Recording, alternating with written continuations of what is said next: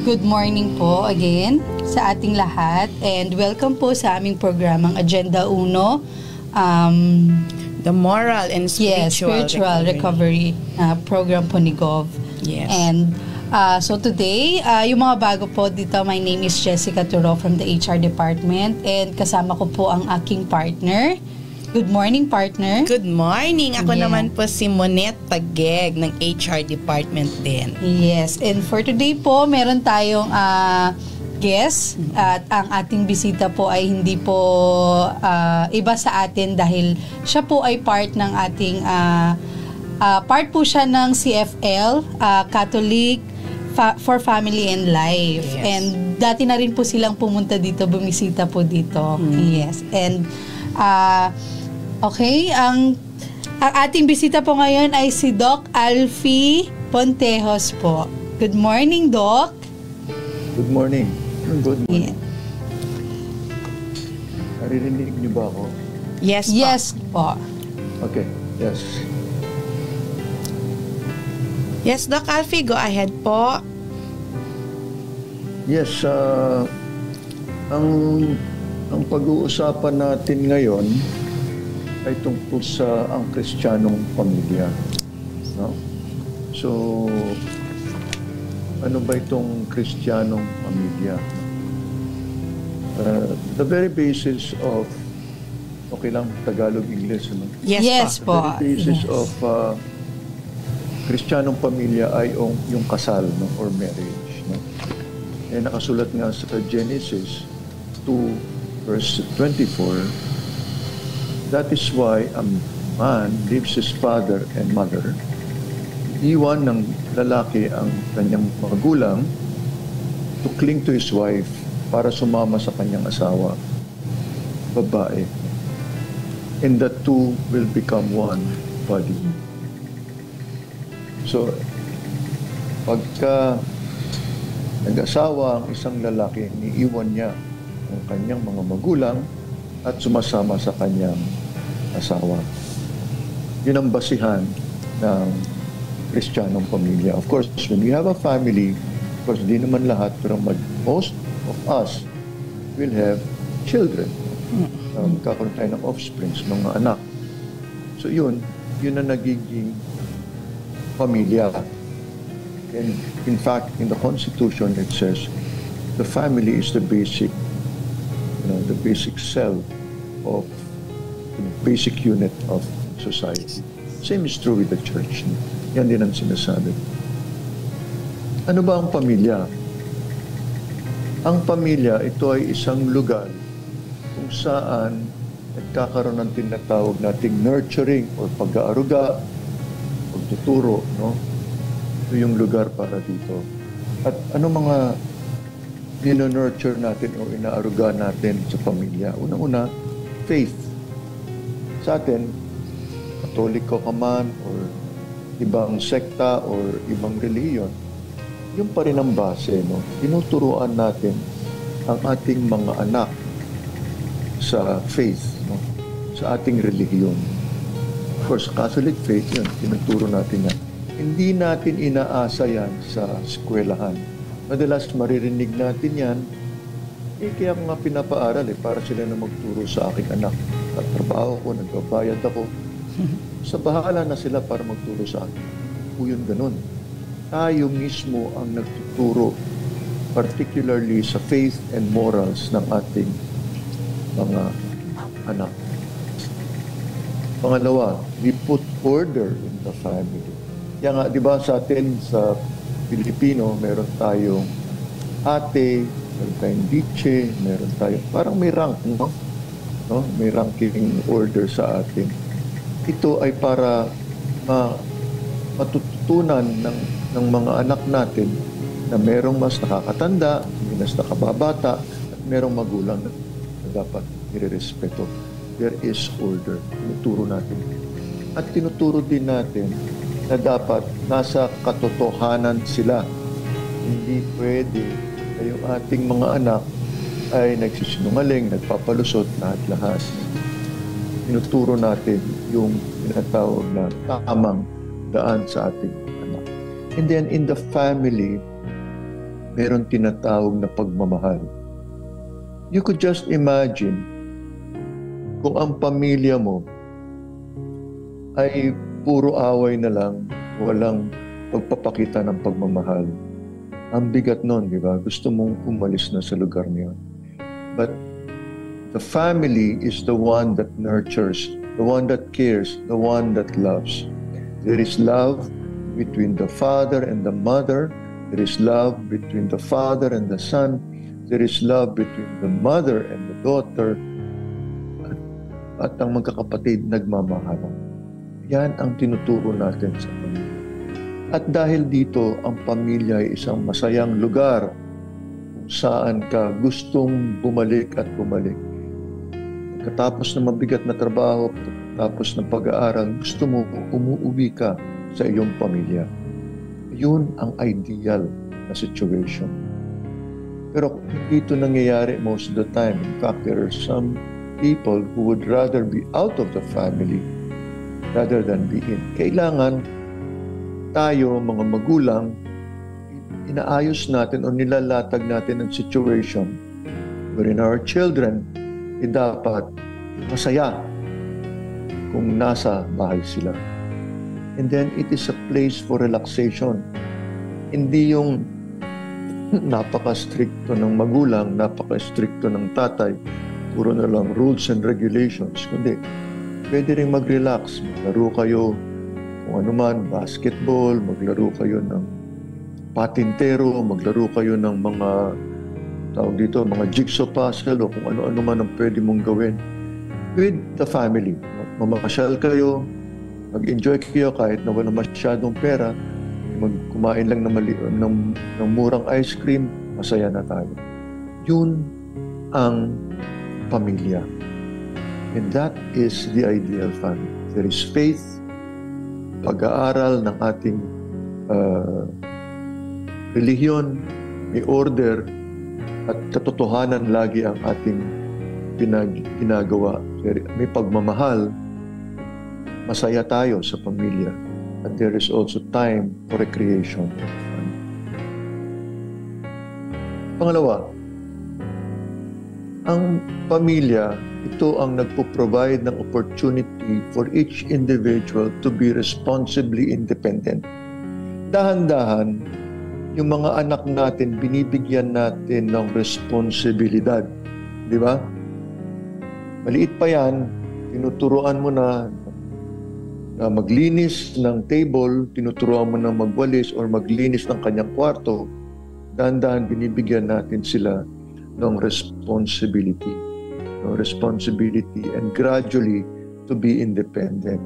At a certain age, natin, pwede na silang magsarili, ina-allow natin sila magsarili. Kung nakakarangya tayo ng konti, kung meron kayong sasakyan, dahan-dahan at age 18, ina-allow na natin sila mag-drive ng sasakyan. No?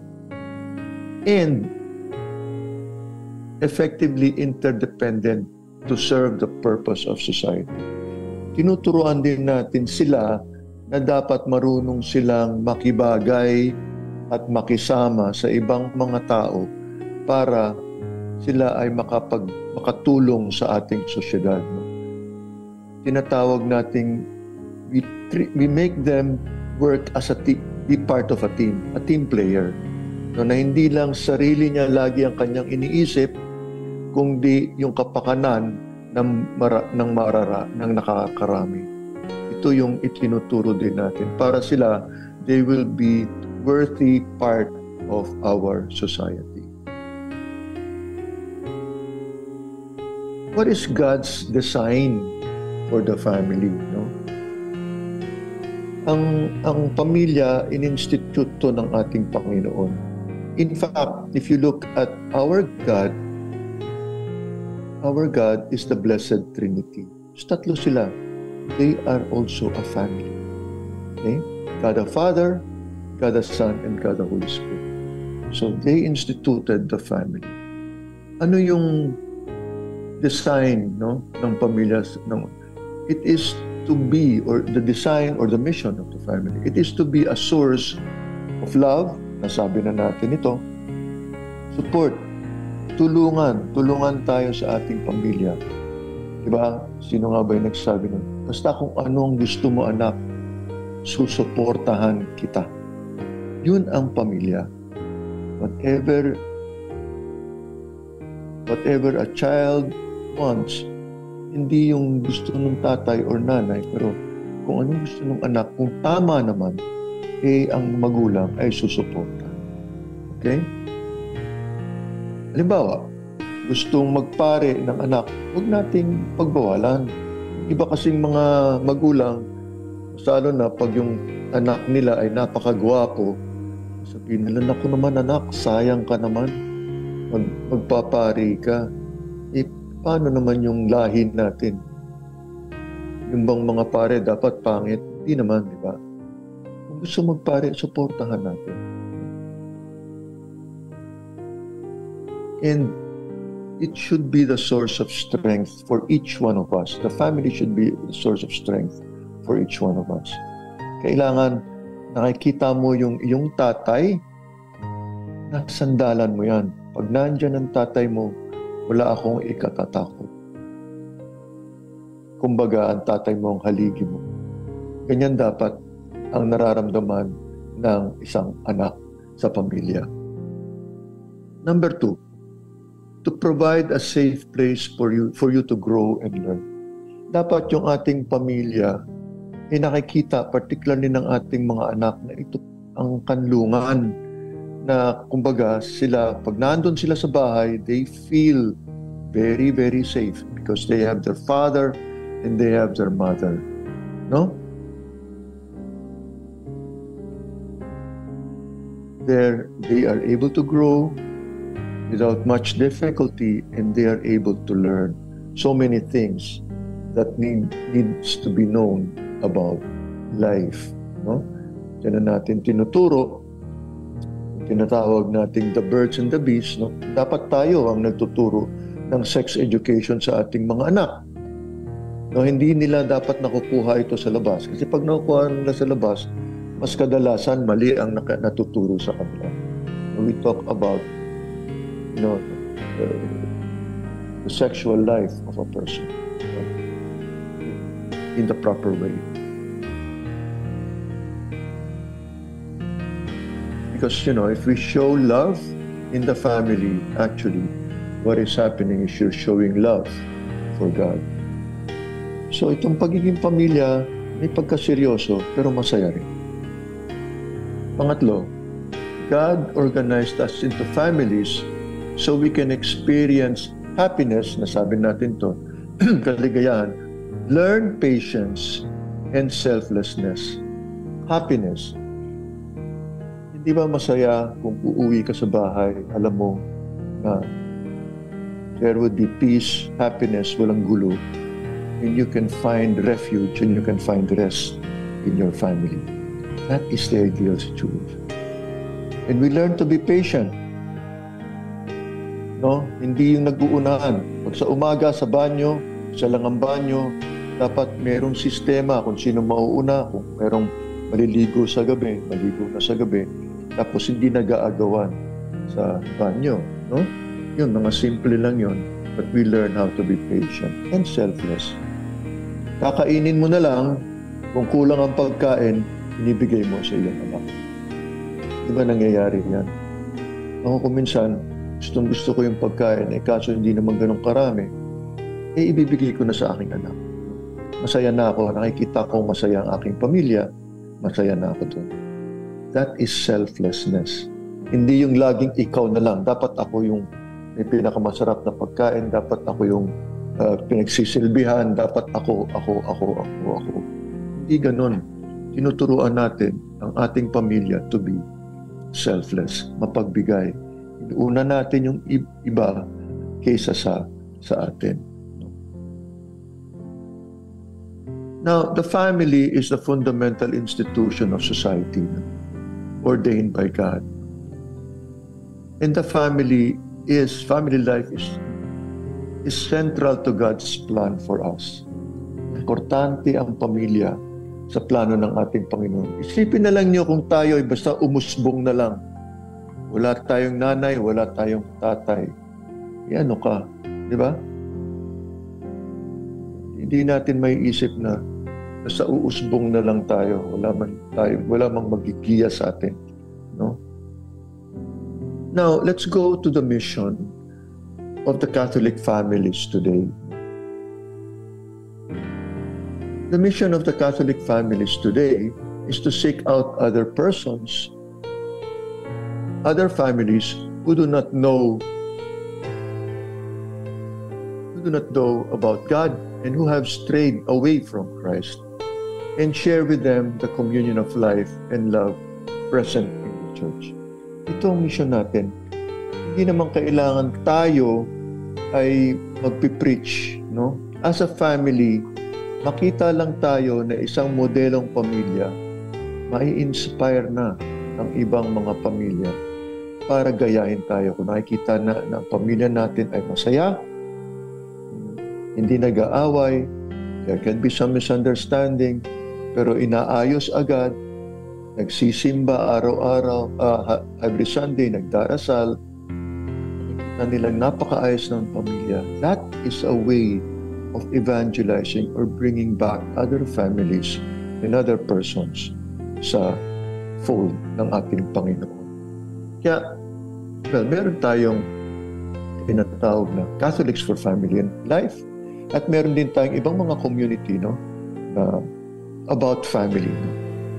Christian Family Movement, Couples for Christ, MFC, etc., etc. Marami. Kaya itong lahat ng organisasyon na to ay tumutulong para ang mga pamilya ay mabalik sa ating Panginoon. At sinasabi nga natin, without the family, there is no future for humanity. Isipin mo na lang kung tayo ay ginawa, test tube babies tayong lahat, wala tayong magulang, mag-iisa lang tayo sa mundo. Paano tayo? I don't think we will be a very loving and very supportive person. No? Kasi hindi natin nakikita ang pagmamahal ng isang tao, particularly ng ating magulang. Kaya ulitin ko, without the family, there is no future for humanity. So with that short talk, I would like to open now, no, kung may mga katanungan tungkol sa pamilya. Maraming salamat, Jessica and Monet. Thank you po. Thank you po, Doc Alfie. And, you know, talaga, family is love. And dun sa short talk po na yon is, for me, experience ko, it's not just in bloodline po kasi. Sometimes we find family, nahanap natin siya sa friends, and yung mga taong nami-meet mo during the, yung struggles mo in life. And sometimes unexpected pa nga dun sa mga tao na yun, na kung kanino ka pa nag-e-expect na maramdaman mo yung support and love, dun pa sa taong hindi mo inaakalang na sila yung magsusupport sa'yo. I mean, yun. Yes. Diba? Then, Doc Alfie, yung mga question, baka next meeting po tayo yun. Yes. Kasi mag-aantay po tayo ng mga kwan nila. Okay lang. Yeah. So it will be sharing of, diba? Yes. Or sharing. Go ahead. Yes. We thank you po for Doc sharing Alfie. with us. And for me, we thank you, Doc Alfie, for reminding us. Yes. For me na hindi tayo alone, hindi tayo nag-iisa sa buhay. That we have family to lean on, to cry on. Kasi whatever happens talaga, hindi naman perfect ang family, but at the end of the day, kadugo mo pa rin talaga yung makakasuporta sa'yo, makakaunawa sa'yo, kahit kaaway mo pa yan. Yeah, and exactly. family experience na din kasi yan na may tampuhan sa magkakapatid, kahit sa magulang, kasi minsan matigas din talaga ang ulo natin. Yeah. We have our own decisions, kahit alam mong nakaka-sway na sa mga magulang. Pero yun nga, at the end of the day talaga, bumalik tayo sa family. Oo, for family. Diba? Kaya ngayong araw na to, nire-remind tayo through Doc Alfie na we are not alone. That family is always there. Ano pa man yan, especially when you grow in a church talaga, na pwede kang tumakbo sa church for your family, di ba? Kung ayaw mong sabihin sa person na sa family mo in the house, we have CFL Yes. na matatakbuhan. We have that. So parang ganun siya. So people around us, whatever happens to us, we always have family. Kahit ako kasi Doc is a single mom. Yeah. Both of us. All of us. Dalawa po kami, single mom. We have kaya po this is a reminder for me na nandiyan palagi ang family mo, na parang nagigilty. Kaya kanina po, Doc, nung nagsasalita ka, ouch, gumaganyan kami. Gumaganyan kami hindi lang kami naka-own. ang role ninyo is both a father and a mother. Yes, opo. At mahirap po talaga palang magpalaki ng mga bata. Yes. Especially na kapag alam mo, they have their own decisions na nakakwan na sila, di ba? Open mind. Lalo na yung mga bata po ngayon, matatalino po. Yes, ang bilis diba? silang makapick up. Di ba? Si Kali, di ba? Yeah, sobra. Yung ganon, kahit mga bata ngayon, sobrang kwan na sila, matatalino na sila. So, we cannot persuade them minsan na alam na nila yung tama at mali. Kahit sa magulang, i-remind ka na din nila na mali kaya yan, or you promise this. Naalala ko si Kali, ganyan siya kay Ma'am Jess. Yung anak po niya, Mommy, you promised this, you've said this. Yes. Yung ganon. Kaya kilala ko na po kasi sila. And sometimes hindi na na-apply sa kanila yung papunta ka pa lang, pabalik na ako. Hindi na. Sa atin lang talaga na-apply. Sa kanila kasi they want to experience. And pag nadapa, ayan, dapat nandyan ka. Yun yung nagiging role mo. To, di ba?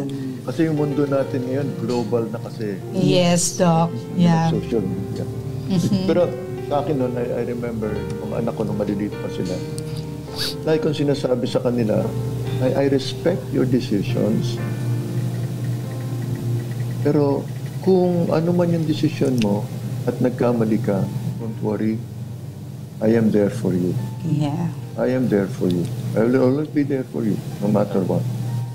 Yes. It somehow works, no? Yeah. And then kung meron silang maling ginagawa, sasabihin ko lang, anak, I will be remiss pag hindi ko sa'yo sabihin ito.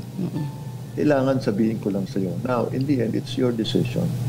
Pero kailangan masabi ko sa'yo. Kasi mahirap pag hindi ko sa'yo masasabi. Yes po.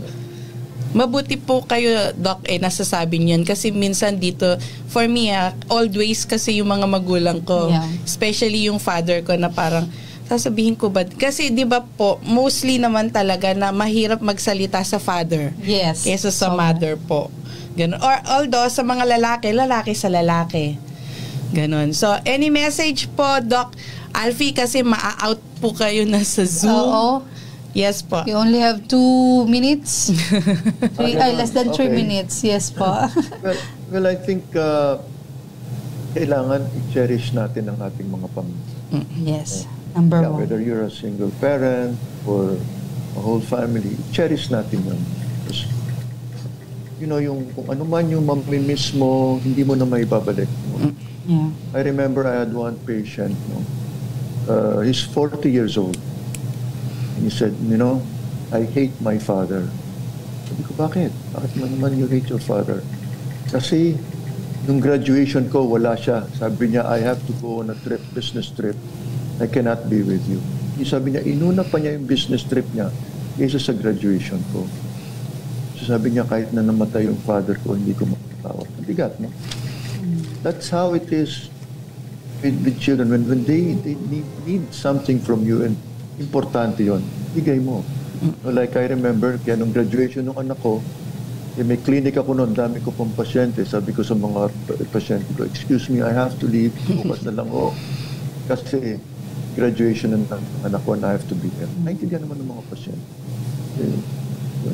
Kasi importante, there are some milestones in their lives that you should not be missing. Importante. Yes. Amen po ako dyan. Sakripisyo talaga, di ba? Yes. You have to sacrifice everything. Okay po. Thank you po, Doc.